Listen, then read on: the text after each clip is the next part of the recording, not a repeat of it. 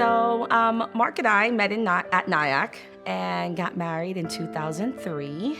So a few years into our marriage, we had our first child, Eva, and that was a complete surprise to us. That was not something that we expected, but it was awesome. And around the time that Eva was 3, we decided, like most families, hey, we would love more children. And because she, it was an accident with her, and we were like, oh, this is gonna be easy, this is gonna be great. And it was the complete opposite. So year after year, we were trying to build our family and have more children, and it wasn't happening. And I think the biggest struggle that I had during that time was there was just a lot of guilt because there were so many mothers who couldn't have children.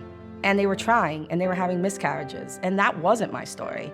My story, I had a kid.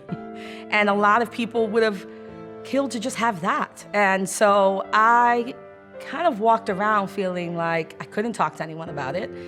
And this was my portion. And so I should be happy with my portion. Who am I to ask God for more?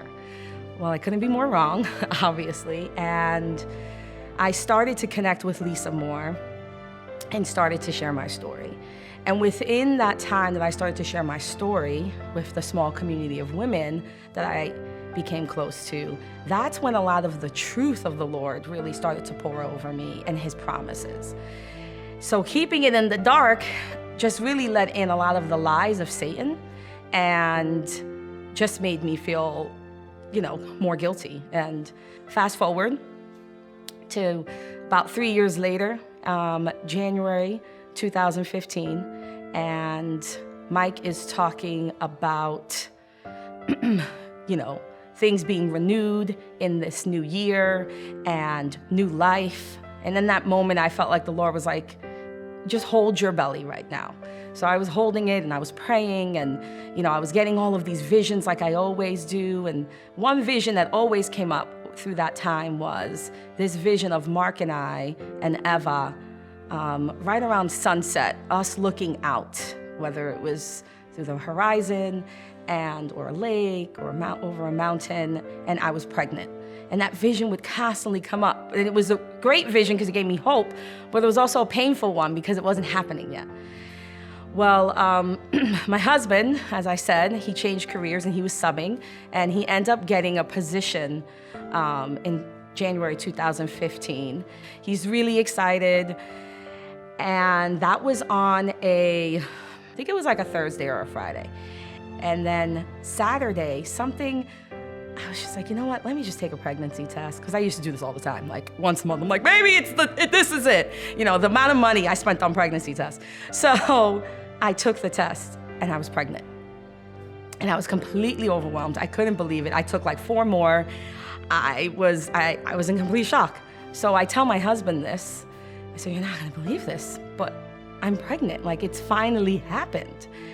And he goes, I completely believe it. I was like, what?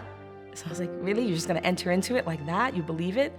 He goes, Cynthia, I didn't want to tell you, but like my prayer through this whole time was that I would find the job to be able to support you as a family.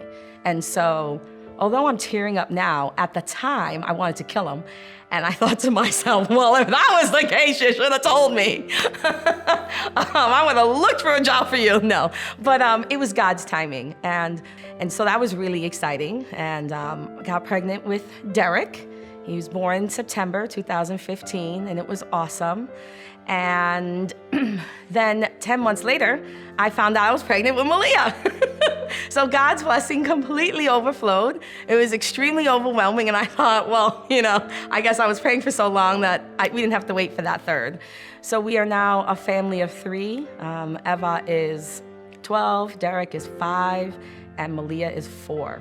So we have 3 children. We're all good now. That prayer we're pretty good with it, and we're so happy that the Lord really showed His love towards our family.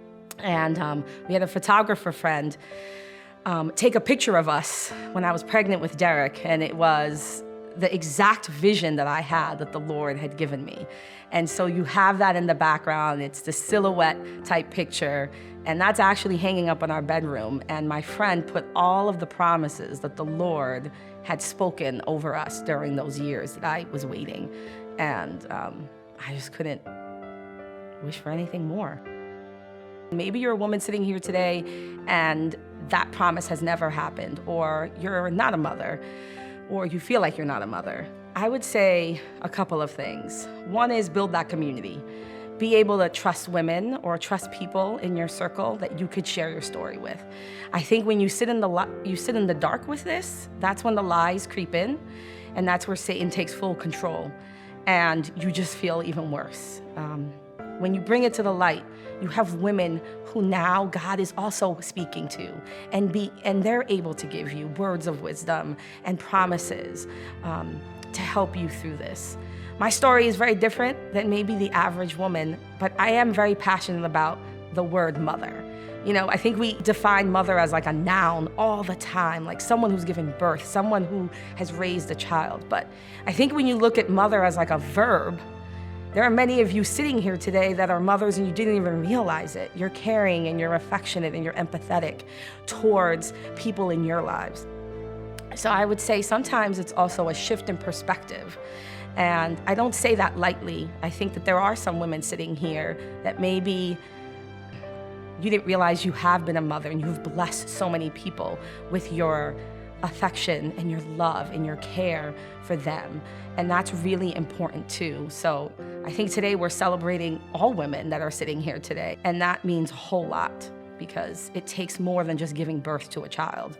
And it's loving and caring for that child as well. So also just knowing that you are so loved and you have probably blessed way more people than you can ever imagine.